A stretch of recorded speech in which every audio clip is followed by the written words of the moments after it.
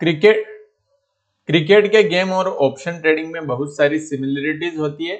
जैसे कि जो क्रिकेट का गेम है वो दो लोगों के बीच चलता है, एक होता है बॉलर तथा एक होता है बैट्समैन, ठीक है। और उसी तरीके से जो ऑप्शन ट्रेडिंग है वो भी दो ट्रेडर्स के बीच में होती है, जिसने ऑप्शंस को बाय किया है, एक तो वो हो गया, एक हो गया जिसने ऑप्शंस को सेल किया है। जैसे कि वहां पर अगर मान लो एक बैट्समैन है, बैट्समैन क्या करता है, रन बनाने के लिए बॉल को टिक लगाता है या बॉल को मारता है। तो जो फील्डर्स होते हैं, आप देखे होंगे कि जो फील्डर्स हैं वो फील्डर्स क्या करते हैं, उस बॉल्स को बाउंड्री से बाहर नहीं जाने देते। यानी कि जो बैट्समैन चाहता है कि मैं ये बॉल्स को बाहर पहुंचाऊं, बड़े रन लूं, 6 लगाऊं, 4 लगाऊं, तो वो बैट्समैन जो है अच्छा खासा किक मारता है, लेकिन जो फील्डर्स होते हैं वो क्या करते हैं, वो उस बॉल को उस बाउंड्री से बाहर नहीं जाने देते। तो वो क्या क्रिएट कर रहे हैं, इसका मतलब क्या है कि वो रेजिस्टेंस को क्रिएट कर रहे हैं। यानी कि जो बैट्समैन है वो बॉल को मार रहा है, लेकिन जो है वो रेजिस्टेंस क्रिएट कर रहे हैं उस बैट्समैन के अगेंस्ट में, उस बॉल को बाहर नहीं जाने दे रहे। लेकिन वो किसी के लिए मान लो रेजिस्टेंस क्रिएट कर रहे हैं तो किसी को सपोर्ट भी तो कर रहे हैं। हाँ भैया, सपोर्ट भी कर रहे हैं। किसको सपोर्ट कर रहे हैं, वो सपोर्ट कर रहे हैं उस बॉलर को। क्योंकि अगर आप एज्यूम करो, सपोज करो, बॉलर क्या चाहता है, बॉलर ये चाहता है कि ये बॉल जो मैं फेंक रहा हूं इस पर रन ना बने, बैट्समैन इस पर ना तो रन बनाए और आउट हो जाए। तो जो फील्डर्स हैं वो बॉलर्स के फेवर में काम कर रहे हैं। वो फील्डर्स जो हैं वो चाहते हैं कि ये बॉल जो है हम कैच कर लें, या तो हम कैच करके बैट्समैन को आउट कर दें, या जो बैट्समैन चाहता है 6 लगाना चाहता है, 4 लगाना चाहता है, उसको हम रन ना बनाने दें। इसी तरीके की सिमिलरिटी ऑप्शन ट्रेडिंग में भी होती है। ऑप्शन ट्रेडिंग में जो क्या होता है, एक कॉल बायर क्या चाहता है कि मार्केट अपसाइड में जाए, ठीक है। तो वो कॉल बायर क्या चाहता है, मार्केट अपसाइड में जाए। लेकिन जो कॉल सेलर है वो एक बाउंड्री की तरह काम करते हैं और वो अपना जोन बना लेते हैं। कॉल सेलर अपनी पोजीशंस को मैनेज करते रहते हैं और एक बाउंड्री बना देते हैं जिससे कि मार्केट अपसाइड में ना जा सके। तो वो क्या हो गया, वो एक कॉल बायर के लिए रेजिस्टेंस हो गया। जिस तरीके से वहां पर फील्डर्स होते हैं, जहां पर जो हम क्रिकेट गेम की बात की है वहां पर जिस तरीके से फील्डर्स होते हैं, उसी तरीके से जो है ऑप्शन सेलर के फेवर में कौन कौन वर्क करता है। जहां पर बॉलर के फेवर में फील्डर्स वर्क करते थे, उसी तरीके से यहाँ पर ऑप्शन सेलर्स के वर्क में थीटा डीके होता है, वोलेटिलिटी होता है, टाइम टू एक्सपायरी होता है। ये सारी चीजें क्या करती है, यहाँ पर ऑप्शन ट्रेडिंग में फील्डर्स का काम करती है। और ये फील्डर्स क्या करते हैं, ये ऑप्शन सेलर को क्या करते हैं, फेवर करते हैं और ऑप्शन सेलर का प्रॉफिट ज्यादा बनाने की कोशिश करते हैं। यानी कि ऑप्शन बायर के अगेंस्ट में वर्क करते हैं। तो इसी तरीके से जो क्रिकेट का गेम और जो हम ऑप्शन ट्रेडिंग की बात कर रहे हैं उसमें काफी सारी सिमिलरिटीज है। तो आज हम कैसे बात करेंगे, आज हम ये समझेंगे कि किस तरीके से हमें सपोर्ट एंड रेजिस्टेंस को क्रिएट करना है, समझना है, कैसे पहचानना। क्योंकि जो क्रिकेट का गेम है वहां पर जिस तरीके से बैट्समैन के जो अगेंस्ट में काम कर रहे हैं फील्डर, वहीं पर जो है वो फील्डर जो है बॉलर्स को सपोर्ट भी कर रहे हैं। वही चीजें जो मार्केट में भी हो रही है कि मार्केट में जो है कॉल बायर का जो रेजिस्टेंस है कौन क्रिएट कर रहा है, वो कॉल सेलर जो है कॉल बायर का रेजिस्टेंस क्रिएट कर रहा है। और उस कॉल सेलर को कौन फेवर कर रहे हैं, जिस तरीके से वहां पर फील्डर फेवर कर रहे हैं बॉलर्स को, यहाँ पर कॉल सेलर्स को जो अदर कॉल सेलर है तथा other factors, time to expiry, theta decay, ये सारे जो हैं उसको फेवर कर रहे हैं। तो आज की क्लास में जो हम क्या समझने की कोशिश करेंगे, आज की क्लास में हम समझने की कोशिश करेंगे कि मार्केट में भी दो चीजें इंपॉर्टेंट होती है, एक होता है सपोर्ट और एक होता है रेजिस्टेंस। तो आज हम बात करेंगे कि प्रॉपर जो है सपोर्ट एंड रेजिस्टेंस को कैसे पहचाना जाए, कैसे पता करें कि यहाँ पर एक स्ट्रॉन्ग सपोर्ट है, कैसे पता करें यहाँ पर जो है स्ट्रॉन्ग रेजिस्टेंस है। यही सारी बातें जो हम आज की क्लास में करने वाले हैं। आज का लेक्चर्स काफी इंटरेस्टिंग होने वाला है। इससे पहले अगर आपने मेरे प्रीवियस लेक्चर नहीं देखे हैं तो एक बार आप उन्हें देख के आएंगे तो आपको ये प्रॉपर समझ में आ जाएगा, वरना मैं भी आपको थोड़ा कम समझ में आए। अगर आपको वीडियो से सीखने को मिले तो एंड में वीडियो को लाइक जरूर करें एंड यूट्यूब चैनल को सब्सक्राइब जरूर करें। चलो चलते हैं और प्रॉपर समझने की कोशिश करते हैं कि कैसे सपोर्ट एंड रेजिस्टेंस को पहचाना जाए, कौन सा सपोर्ट आपके लिए इंपोर्टेंट सपोर्ट होने वाला है, कौन सा रेजिस्टेंस जो है आपके लिए इंपोर्टेंट रेजिस्टेंस होने वाला है। तो चलो चलते हैं। तो यहाँ पर अगर हम बात करें मार्केट की स्ट्रेंथ की बात करें तो स्ट्रेंथ में क्या होता है कि यहाँ पर जो है रेजिस्टेंस एंड सपोर्ट दो चीजें होती है, ठीक है। यहाँ पर जो है रेजिस्टेंस एंड सपोर्ट दो चीजें इंपोर्टेंट वर्क करती है। रेजिस्टेंस कौन क्रिएट करता है? जहां पर हाई कॉल ओआई होते हैं, यानी कि कॉल के ओआई अगर ज्यादा है तो यहाँ पर रेजिस्टेंस क्रिएट करते हैं। इसका मीन्स आप समझना, कॉल ओआई की बात कर रहा हूं जहां पर मैं कॉल सेलर्स की बात कर रहा हूं, ठीक है। कॉल ओआई की मतलब ये है, मैं कॉल सेलर की बात कर रहा हूं, यानी कि ज्यादा कॉल सेलर्स हो जाएंगे तो वो मार्केट के क्या करेंगे, ऊपर नहीं जाने देंगे, तो वो क्या करेंगे, रेजिस्टेंस क्रिएट करेंगे। तो यहाँ पर क्या बैठे हैं, bears are sitting here. Bears जहां पर बैठे हैं उसको आप क्या बोल सकते हैं, ये अपसाइड में बना हुआ है तो इसे आप सीलिंग बोल सकते हैं, यानी कि जो है छत मान सकते हैं आप कि भैया यहाँ पर जो है मार्केट इससे अपसाइड में नहीं जा सकता है, क्योंकि यहाँ पर मार्केट ने एक छत बनाई हुई है।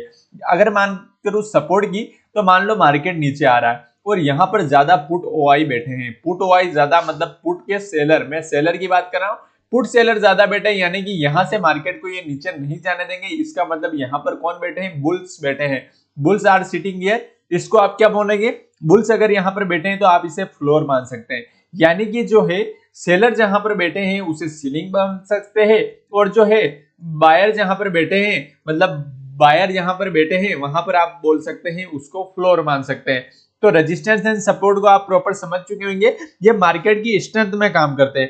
क्यों स्ट्रेंथ में काम करते हैं, जैसे कोल बायर होता है, कोल बायर क्या करता है, मार्केट को अपसाइड में ले जाने की कोशिश करता है, लेकिन कोल सेलर उसके अगेंस्ट में अगर भारी पड़ गया तो मार्केट नीचे आ जाएगा, ठीक है। वही जो है पुट बायर क्या चाहता है, पुट बायर मार्केट को नीचे ले जाना चाहता है, लेकिन जो अगर जो है पुट के सेलर ज्यादा स्ट्रॉन्ग हो गए तो मार्केट को अपसाइड में ले जाएंगे। इस तरीके से सपोर्ट क्रिएट होता है और इस तरीके से रेजिस्टेंस क्रिएट होता है। अब हम ऑप्शन चेन में समझने की कोशिश करते हैं कि ऑप्शन चेन में हम सपोर्ट एंड रेजिस्टेंस को कैसे समझेंगे। ये तो हमारी स्टेप 1 हो गई।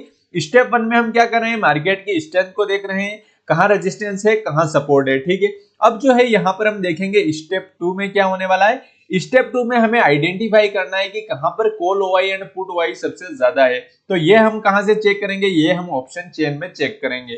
तो स्टेप 1 में हमने क्या किया, मार्केट की स्ट्रेंथ को चेक किया कि कहां सपोर्ट है कहां रेजिस्टेंस है, ये चीजें हमें देखनी है। और वहां पर स्टेप 1 में हमने क्या देखा कि अगर कॉल के ओआई ज्यादा है तो वहां क्या बनेगा, वहां बनेगा रेजिस्टेंस, और पुट के ओआई अगर ज्यादा है तो वहां बनेगा एक सपोर्ट। तो अब स्टेप 2 में हमें क्या करना है, आइडेंटिफाई करना है। चलो मैं आपको प्रॉपर समझाने की कोशिश करता हूं कैसे आइडेंटिफाई करना है आपको। कि आपको पहले क्या आइडेंटिफाई करना है यहाँ पर, कि आइडेंटिफाई स्ट्रॉन्गेस्ट पुट ओआई। आपको सबसे पहले जो पुट ओआई को, स्ट्रॉन्गेस्ट पुट ओआई कहां पर है वो देखना है। एक बार तो देखो निफ्टी चल कहां रही है, आपका एटीएम प्राइस क्या है। आप अगर ऑप्शन चेन में चलेंगे तो आपका एटीएम प्राइस अगर मैं यहाँ पर आपको दिखाऊं, जैसे ऑप्शन चेन में प्रॉपर समझने की कोशिश करते हैं, यहाँ पर आप एटीएम्स को देख सकते हैं। अभी फिलहाल निफ्टी जो है एटीएम बना हुआ है 26,250। तो आपको सपोर्ट के लिए क्या करना है कि स्ट्रॉन्गेस्ट पुट ओआई को देखना है कि स्ट्रॉन्गेस्ट जो पुट ओआई है वो कहां पर है, जिससे कि आपका सपोर्ट मिल सके। तो आप जैसे ही इस साइड में आएंगे तो आपको जो है स्ट्रॉन्गेस्ट पुट ओआई कहां पर दिखेंगे, जब मार्केट जो है 26,000, आप अभी यहाँ पर 84 लाख का ओआई बना हुआ है, तो यहाँ पर जो है स्ट्रॉन्गेस्ट पुट ओआई इसके नीचे कहां पर है, तो वो है 26,200 पर। यहाँ पर 63 लाख बना हुआ है, तो आपके लिए 26,200 एक सपोर्ट का जोन करेगा, सपोर्ट का काम करेगा, क्योंकि यहाँ पर 63 लाख ओआई बैठे हुए हैं, ठीक है। वहीं पर अगर आप स्ट्रॉन्गेस्ट कॉल ओआई को देखेंगे तो call OI, strongest call OI कहां पर है, वो है 26,300 पर है इसके बाद, ठीक है। क्योंकि वो जो है 122 लाख का आपका कॉल ओआई यहाँ पर 122 लाख है, तो यहाँ पर जो है आपका जो है 26,300 एक रेजिस्टेंस का काम करने वाला है। जैसे ही हम यहाँ से जो है अब वहां पर चलेंगे और प्रॉपर इन चीजों को लिख लेंगे। यहाँ पर जो है सपोर्ट हमारा एटीएम क्या है 26,250 है, सपोर्ट हमारा क्या है 26,200 है। यहाँ पर हमने क्या देखें 68 लाख हमारा क्या है, जो है पुट के ओआई बैठे हुए हैं। तो आइडेंटिफाई स्ट्रॉन्गेस्ट पुट ओआई हमने आइडेंटिफाई कर लिया। वहीं पर अगर हम आइडेंटिफाई करेंगे स्ट्रॉन्गेस्ट कॉल ओआई को, तो वो हमारा रेजिस्टेंस का काम करेगा। वो क्या है 26,300 है, जो कि 122 लाख यहाँ पर ओआई बने हुए हैं। तो ये स्टेप 2 हो गया। अब हमें स्टेप 3 में क्या करना है, मार्केट की रेंज को निकालना है। चलो स्टेप 3 को समझते हैं प्रॉपर की स्टेप 3 में हमें क्या करना है। अब स्टेप 3 में आपको क्या करना है, मार्केट की रेंज पता करनी है। मार्केट की रेंज कैसे पता करेंगे भैया, कि जैसे अभी हमने निकाल लिया है कि भाई मार्केट 26,250 हमारा एटीएम बना हुआ है, 26,200 हमारा सपोर्ट है जो कि हमने ऑप्शन चेन में देखा है, और 26,300 हमारा रेजिस्टेंस है, ये हमने स्टेप 2 से निकाला है। तो अब हमने क्या बनाई है, एक रेंज बनाई है कि मार्केट 26,200 से 26,300 के बीच ट्रेड करेगा, इसके बाहर नहीं जाएगा। तो अब जो है इसके बाहर और कहां जा सकता है मार्केट, वो हम कैसे देखेंगे। तो अब नेक्स्ट जो अगर हम देखें 26,200 पर चलें कि पुट के ओआई जो है यहाँ पर अगर ऑप्शन चेन में देखें तो 26,200 पर जो है पुट के ओआई 63 लाख है। इसके बाद सबसे ज्यादा पुट के ओआई कहां पर है, इसके बाद अगर हम देखें तो जो है यहाँ पर ये 26,150 पर भी पुट के ओआई अच्छे खासे हैं, 47 लाख है। तो यहाँ पर जो है हम क्या लिखेंगे, अपनी रेंज में एक चीज और ऐड कर लेंगे कि भैया एक तो 26,250 पर है हमारा, और एक हमारा कहां पर है, एक हमारा जो सपोर्ट है इसके बाद जो है 26,150 है, वहां पर भी अच्छे खासे जो है पुट के ओआई बैठे हुए हैं। ये हम रेंज बना रहे हैं, ठीक है। इसके बाद अगर हम देखें और कहां पर है इससे ज्यादा, तो यहाँ पर जैसे 26,200 से अगर हम 26,200 की हमारा सपोर्ट है 26,150 पर 47 लाख ओआई बैठे हुए हैं। इसके बाद अगर हम देखें तो सबसे ज्यादा ओआई कहाँ है, तो यहाँ पर इतने ज्यादा कोई ओआई नहीं बैठे, लास्ट जो है 26,100 पर जो है 34.80 लाख ओआई बैठे हुए हैं। तो हम इससे 26,006 को भी यहाँ पर ऐड कर लेंगे, यानी कि हमारी रेंज बढ़ती जा रही है। पहले हमारी रेंज क्या थी, अब हमारी रेंज क्या है, यानी कि जो है हमारी रेंज जो है अब थोड़ी कम हो चुकी है, बढ़ चुकी है, यानी कि मार्केट जो है 26,100 पर भी जो है यहाँ पर एक सपोर्ट ले सकता है। ये हमारी रेंज बढ़ गई, मतलब सपोर्ट साइड में एक यहाँ पर हम मान लेंगे अभी मार्केट 26,250 चल रहा है, तो हमारा एक सपोर्ट 26,200 है। यहाँ पर अगर हम 26,100 पर देखेंगे तो यहाँ पर भी अच्छे खासे पुट के ओआई बैठे हैं, तो ये भी आपका सपोर्ट बन जाएगा। यहाँ पर 26,100 देखेंगे तो ये भी आपका एक सपोर्ट बन जाएगा, यानी कि 26,250 से लेकर 26,100 तक हमारे सपोर्ट जोन हम नीचे हमने क्रिएट कर लिए है, ठीक है। वहीं अगर हम देखें रेजिस्टेंस को कैसे बनाएंगे, तो वहीं हम ऑप्शन चेन में चलेंगे और कॉल के ओआई देखने की कोशिश करेंगे कि जो हमने 26,300 पर कॉल के ओआई 122 जो लाख देखे हैं, अब जो है नेक्स्ट रेजिस्टेंस इंपोर्टेंट क्या होने वाला, तो 122 से जो है सीधा 112 जो है 26,400 पर बैठे हैं, यानी कि 26,400 पर 112 लाख ओआई बैठे हैं कॉल सेलर, यानी कि 26,000 जो है 400 भी आपका इंपोर्टेंट रेजिस्टेंस होने वाला है। तो हम इसको यहाँ पर रिमार्क कर लेंगे और 26,400 को यहाँ पर ऐड कर लेंगे कि 26,400 भी हमारे लिए एक इंपोर्टेंट रेजिस्टेंस होने वाला है, ठीक है। इसके बाद नेक्स्ट रेजिस्टेंस देखने की कोशिश करेंगे कि भैया नेक्स्ट रेजिस्टेंस क्या होने वाला है। 26,400 के बाद अगर हम देखें तो 26,500 हमारा 135 लाख ओआईज बैठे हैं, यहाँ पर भी एक इंपोर्टेंट, यानी कि 26,400 पे से भी ज्यादा इंपोर्टेंट रेजिस्टेंस है 26,500 का। तो यहाँ पर भी हमारे लिए इंपोर्टेंट रेजिस्टेंस होने वाला है 26,500 का।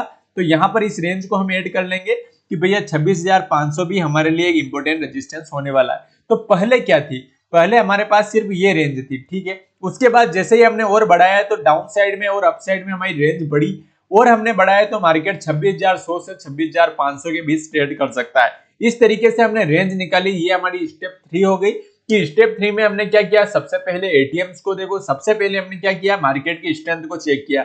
सपोर्ट रेजिस्टेंस स्टेप 1 में देखें कि जहां पर ज्यादा कॉल ओआईज होंगे वहां पर रेजिस्टेंस अच्छा खासा होगा, जहां पर ज्यादा पुट ओआई होंगे वहां पर सपोर्ट होगा, ठीक है। स्टेप 2 में हमने क्या किया, स्टेप 2 में हमने support and resistance and ATM price देखा। उसके बाद हमने रेंज बनाई स्टेप 3 में कि मार्केट किस किस रेंज के बीच ट्रेड कर सकता है। अब जो है हमारी नेक्स्ट स्टेप क्या होने वाली है कि भैया अब हमें क्या प्लान करना है, तो वहां पर जो है आपको मार्केट क्लस्टर बनाना है, यानी कि मल्टी स्ट्राइक जोन बना लिया हमने। जो इंस्टीट्यूशन रेंज होती है, ये जो है अभी हमने जो रेंज बनाई है ये एक इंस्टीट्यूशंस की रेंज है। यहाँ पर जो है छोटे प्लेयर गेम नहीं करते हैं, यहाँ पर जो बड़े बड़े सेलर्स होते हैं उनकी ये रेंज बनाई है। छोटे सेलर सिर्फ एटीएम पे प्लान करते हैं, यानी कि जो रिटेलर्स होते हैं वो सिर्फ जो है एक छोटा एटीएम देखते हैं और सपोर्ट रेजिस्टेंस पर प्लान करते हैं, जिससे उनका लॉस का चांसेस बढ़ता है। जो इंस्टीट्यूशंस जो होते हैं उनकी रेंज होती है, वो जो होते हैं वो बड़े बड़ी रेंज में प्लान करते हैं, वो जो है विजिबल्स ओआई सपोर्ट देखते हैं, यानी कि बड़े बड़े कहाँ ओआई बने हुए हैं उससे वो सपोर्ट निकालते हैं और उन्हीं चीजों से वो आसानी से जो है रेजिस्टेंस निकालते हैं। तो अब वो क्या करते हैं, जो इंस्टीट्यूशंस बायर एंड सेलर होते हैं, देखो सबसे पहले मैं क्या बात कर रहा हूँ भाई, ये चीज को आप समझ लेना कि जब भी मैं बात कर रहा हूँ कि जो सपोर्ट एंड रेजिस्टेंस क्रिएट करते हैं, तो ये कौन क्रिएट करता है, ये मार्केट मेकर क्रिएट करते हैं। यानी कि ये छोटे बायर सेलर का काम नहीं है, रिटेल ट्रेडर का काम नहीं है, क्योंकि जो सपोर्ट एंड रेजिस्टेंस को क्रिएट करने में लॉट ऑफ मनी लगती है, और ये ओआईज बैठे हैं ये सभी जो है मार्केट मेकर है। तो वो कौन कौन सी विधि से जो क्या चीजें करते हैं, कैसे कैसे जो है अपने सपोर्ट एंड रेजिस्टेंस को मैक्सिमाइज करते रहते हैं, उन चीजों की हम बात करने वाले हैं। तो जब भी ये सपोर्ट एंड रेजिस्टेंस क्रिएट करते हैं, ये कौन करते हैं, ये करते हैं मार्केट मेकर्स। तो वो कौन कौन सी विधि को अपनाते हैं ताकि जो है सपोर्ट एंड रेजिस्टेंस को वो मैनेज कर सके। देखो सबसे पहले हम बात करें, अगर बोर्ड पर समझने की कोशिश करें तो यहाँ पर जो है सबसे पहले हमने फर्स्ट स्टेप क्या देखा था उसको हम बाद में समराइज करते हैं। अभी जो इंस्टीट्यूशंस जो बायर एंड सेलर है वो क्या करते हैं, वो हेजिंग लेयर्स का यूज करते हैं। हेजिंग लेयर्स यानी मान लो 26,000 पर अपना सपोर्ट बना हुआ है, 26,100 अपना एटीएम से और 26,200 अपना रेजिस्टेंस है, तो वो क्या करते हैं कि 26,250 पर बाइंग करना स्टार्ट कर देंगे। यानी कि उनको लगेगा कि मार्केट जो है अपसाइड डाउनसाइड में जाने वाला है, तो वो क्या करेंगे, अभी जैसे 26,000 पर सपोर्ट है, मार्केट 26,100 चल रहा है, तो वो 26,250 पर जो है बाय करना स्टार्ट कर देंगे, 26,300 पर बाय करना स्टार्ट कर देंगे। वो इससे क्या करेंगे, वो हेजिंग लेयर बना देंगे, यानी कि अपनी रेजिस्टेंस का जोन क्रिएट कर देंगे एंड सपोर्ट का लेयर बना लेंगे, जिससे कि जो है उनको जो है आसानी से हेजिंग लेयर्स में क्या होगा कि जो है उनको लगेगा कि अभी मार्केट भले ही 26,100 चल रहा है, लेकिन जब उनको लग जाएगा कि मार्केट अपसाइड डाउनसाइड में जाने वाला है, तो वो क्या करेंगे, आप देखेंगे अचानक से क्या होगा कि 26,100 पर एटीएम है और 26,000 पर सपोर्ट बना हुआ है, तो आप आसानी से देखेंगे यार 26,250 पर, अभी तो रेजिस्टेंस 26,200 पर ओआई ज्यादा थे, तो अभी 26,200 पर 250 पर ओआई कैसे बढ़ने लगे, तो वो इस स्ट्राइक की बाइंग करना स्टार्ट कर देंगे, 26,300 की स्ट्राइक की बाइंग स्टार्ट कर देंगे, तो वहां पर ओआई बढ़ जाएंगे और जो है रेजिस्टेंस आपका दूर चला जाएगा। ठीक है, अगर वो है दूसरी क्या विधि अपनाते हैं, अर्ली रोलोवर्स कर लेते हैं। रोलोवर्स का मतलब क्या है, यानी कि मार्केट 26,100 पर एटीएम चल रहा है, 26,200 हमारा रेजिस्टेंस है ओआई का, तो वो 26,300 पर बाइंग सेलिंग स्टार्ट कर देंगे, तो 26,300 के ओआई बढ़ने लगेंगे, 26,300 के ओआई बढ़ने लगेंगे, 26,500 पर अगर वो रेजिस्टेंस क्रिएट कर देते हैं तो 26,500 पर ओआई बढ़ने लगेंगे। यानी कि वो अपनी पोजीशंस को रोल ओवर करते रहते हैं, यानी कि सबसे पहले ओआई इसके बढ़ेंगे। ठीक है, ठीक है, वो इससे शिफ्ट क्या करेंगे, अपने ओआईज को शिफ्ट करेंगे, यहां से उनको लगेगा कि यार मार्केट जो है अपसाइड में आ रहा है और 26,200 ब्रेक हो सकता है, तो वो अपने ओआईज को कहां शिफ्ट कर देंगे, 26,300 पर अपनी पोजीशंस को शिफ्ट कर देंगे। पोजीशन को यहां पर शिफ्ट करेंगे, यानी कि ओआई जो है 26,300 के बढ़ने लग जाएंगे। अगर वो अपनी पोजीशंस को जो है और नीचे शिफ्ट करेंगे, यानी कि 26,300 से वो 26,500 पर भी अपनी पोजीशंस को शिफ्ट कर सकते हैं, जिससे कि जो है वो जो है और ओआईज को बढ़ा सकते हैं। इस तरीके से वो अपनी अर्ली रोलोवर से अपनी पोजीशंस को हेज करते रहते हैं। ठीक है, अगर बात करें रिटेल्स क्या इंपैक्ट करते हैं, देखो रिटेल्स ज्यादा इंपैक्ट नहीं करते हैं। रिटेल्स कौन सी स्ट्राइक पर इंपैक्ट करता है, वो 26,100 पर इंपैक्ट करेगा। सिर्फ एटीएम प्राइस के ओआई जो बढ़ते हैं वो रिटेल्स की वजह से बढ़ते हैं, ज्यादा ओटीएम और ज्यादा आईटीएम्स में जो है रिटेल्स का कोई इफेक्ट नहीं होता है, वो सिर्फ एटीएम पर वर्क करते रहते हैं। वोलेटिलिटी एडजस्टमेंट से भी जो है यहाँ पर ओआईज को बढ़ा सकते हैं, घटा सकते हैं और सपोर्ट रेजिस्टेंस को चेंज कर सकते हैं, क्योंकि वोलेटिलिटी को बाय सेल किया जा सकता है। ठीक है, ये हमने प्रीवियस लेक्चर में पढ़ा था। तो अभी अगर हम बात करें तो हमें सबसे पहले क्या क्या चीजें देखनी है, अगर स्टेप बाय स्टेप हम चीजों को समराइज करें तो यहाँ पर जो है आपको सबसे पहले क्या करना है, फाइंड इमीडिएट विजिबल सपोर्ट और रेजिस्टेंस। आपको जो है क्या देखना है, सबसे पहले जो है इमीडिएट कौन सा आपको सपोर्ट रेजिस्टेंस दिख रहा है, जो कि हमने स्टेप 1 देखी है। दूसरी चीज आपको क्या करना है, ऑब्जर्व ओआई क्लस्टर। आपको जो है मल्टी स्ट्राइक जोन पर आपके सपोर्ट और रेजिस्टेंस जोन बना लेने, यानी कि जो है आपका जो सबसे पास वाला सपोर्ट रेजिस्टेंस मार्क कर लेना है, उसके बाद आप नेक्स्ट सपोर्ट एंड रेजिस्टेंस भी मार्क कर सकते हैं। आपको तीसरी चीज क्या करना है, चेक वेयर ओआई चेंज। आपको जो है ओआई कहां चेंज हो रहे हैं या कहां ओआई बिल्डअप हो रहा है, ये हैपनिंग कहां हो रही है, ये आपको चेक करना है। चौथा देखना है आपको मैक्सपेन एंड पीसीआर, ये चीजें भी आपको काफी हेल्पफुल करेगी। मैक्सपेन को हमने प्रीवियस लेक्चर में इंपोर्टेंट रूप में डिस्कस किया था और पीसीआर को भी समझा था। तो आज का लेक्चर आप प्रॉपर क्या समझे, यहाँ पर स्टेप 1 में आपको क्या देखना है कि मार्केट की स्ट्रेंथ क्या है। मार्केट की स्ट्रेंथ क्या है, इसका मतलब क्या है, मार्केट की स्ट्रेंथ मतलब ये है कि मार्केट में सपोर्ट रेजिस्टेंस कहां बन सकते हैं। सपोर्ट रेजिस्टेंस में हमने क्या देखा कि जहां पर कॉल के ओआई ज्यादा होंगे वहां पर मान लो कि रेजिस्टेंस इंपोर्टेंट क्रिएट होगा, जहां पर पुट के ओआई ज्यादा होंगे वहां पर जो है इंपोर्टेंट सपोर्ट जोन होगा। ठीक है, ये तो हमने स्टेप 1 देखा था। स्टेप 2 में हमने क्या देखा था कि जो है उन सपोर्ट एंड रेजिस्टेंस को मार्क किया था और उसके बाद हमने एक जोन बनाया था कि भैया मार्केट में और ओआई कहां कहां ज्यादा है। यानी कि अभी मान लो मार्केट 26,000 पर चल रहा है, यानी कि 26,100 पर चल रहा है, यहाँ पर एटीएम प्राइस है। अगर हमने सपोर्ट निकाला है कि नेक्स्ट ओआई कहां पर ज्यादा है, पुट के ओआई कहां ज्यादा है, तो हमें मिला कि भैया 26,000 पर अच्छे पुट ओआई बैठे हैं, तो पहला सपोर्ट वो हो गया। उसके बाद हम देखेंगे कि 26,000 के बाद जो है और कहां पर पुट ओआई ज्यादा है, तो हमने देखा कि 25,900 पर हमारा पुट ओआई ज्यादा है, तो वो भी हमारी एक रेंज बन गई। उसके बाद हमने देखा 25,500 पर हमारे पुट ओआई ज्यादा है, तो हमारी रेंज धीरे धीरे बढ़ती चली गई।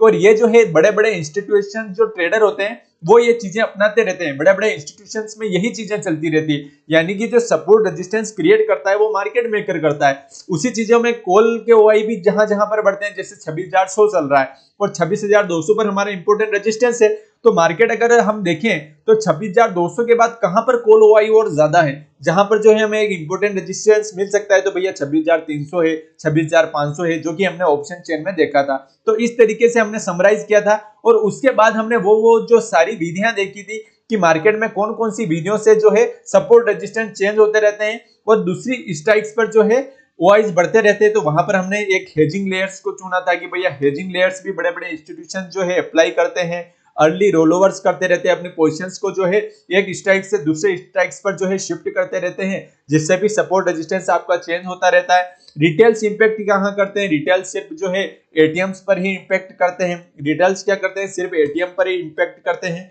वोलेटिलिटी एडजस्टमेंट से भी आप जो है अपनी पोजीशंस के सपोर्ट एंड रेजिस्टेंस चेंज कर सकते हैं, लेकिन ये सारी चीजें कौन करता है, मार्केट मेकर करता है। तो आज क्या अभी जो ये लेक्चर मेरा 25 होने वाला है और जो हमने पहली सीरीज स्टार्ट की थी उसका एंड वीडियो यही होने वाला है। तो यहां पर मैंने जो है मुझे काफी मजा आया, आपको भी मजा आया होगा, आपने सभी लेक्चर्स देखे होंगे, आपको काफी सीखने को मिला होगा। आपने लेक्चर 1 से लेक्चर 25 तक जो है सारे वीडियोस को ध्यान से देखा होगा। तो यहाँ पर हमें जो अब नेक्स्ट कौन सी सीरीज लेके आने वाला हूँ, ये सीरीज जो है 25 वीडियोस की सीरीज हो चुकी है। यहाँ पर हमने बेसिक टू एडवांस चीजों को समझने की कोशिश की है कि सपोर्ट रेजिस्टेंस कैसे बनाना है। सबसे पहले हमने कहां से स्टार्ट किया है, आप लेक्चर 1 को फील करो, लेक्चर 1 को रिमेंबर करोगे तो हमने हेरी जेरी की कहानी से जो है ये सीरीज स्टार्ट की थी कि हेरी जेरी कैसे अपनी जमीन के विवाद को निपटाते हैं और कैसे जो है वो अपने जो है सपोर्ट रेजिस्टेंस को क्रिएट करने के लिए क्या क्या चीजें बनाते हैं, डिमांड सप्लाई का गेम कैसे खेलते हैं। जैसे जैसे हम लेक्चर्स को बढ़ते गए, जैसे जैसे मुझे भी मजा आया और आपको भी मैं आशा कर रहा हूं कि प्रॉपर चीजें समझ आई होगी। अगर आपको ये सीरीज अच्छी लगी है तो आप अपने दोस्तों के साथ शेयर कर सकते हैं जो कि जो है सीखना चाहते हैं, ट्रेडिंग को फ्री ऑफ कॉस्ट सीखना चाहते हैं। तो यहाँ पर जो है आप इस सीरीज को शेयर जरूर करें और यूट्यूब चैनल को सब्सक्राइब जरूर कर दे। देखो आपको सभी लेक्चर अगर समझ में आए हैं, सभी लेक्चर्स को अगर आप 1 बाय 1 देखेंगे तो सारी चीजें आपको प्रॉपर समझ आएगी। अब हम नेक्स्ट सीरीज स्टार्ट करने वाले हैं जिसमें से हम स्ट्रेटजी की बात करेंगे, यानी कि सारी स्ट्रेटजियों को डिस्कस करेंगे कि कौन कौन सी स्ट्रेटजी हमारे लिए बेस्ट होने वाली है, कब कौन सी स्ट्रेटजी प्लान करनी है, कब कौन सी स्ट्रेटजी प्लान करनी है, कौन सा प्रॉफिटेबल बना सकते हैं, कहां पर प्रॉफिट हम बढ़ा सकते हैं, कौन सी स्ट्रेटजी को यूज करके हम लॉस को घटा सकते हैं। ये सारी चीजें जो है हम नेक्स्ट सीरीज में प्लान करने वाले हैं। तो यहाँ पर आप वीडियो को शेयर जरूर करें अगर आपको वीडियो हेल्पफुल लगा है। थैंक यू, मिलते हैं नेक्स्ट वीडियो में, धन्यवाद।